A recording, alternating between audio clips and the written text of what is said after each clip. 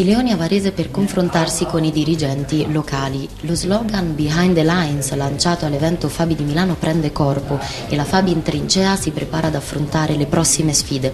Il segretario generale inizia il tour che anticipa la stagione dei congressi provinciali. Dopo la Sicilia, questa volta è Varese a far sentire la sua voce. Qual è la situazione in Veneto Banca? Che clima si respira tra i colleghi?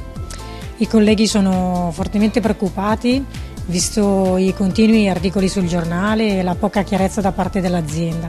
Per quanto riguarda invece la gestione delle informazioni date dalla Fabi, noi cerchiamo di rassicurare i colleghi non nascondendo il clima teso e le varie preoccupazioni, ma dando sicuramente garanzia di impegno a livello sindacale della Fabi per la tutela e i diritti di tutti i colleghi.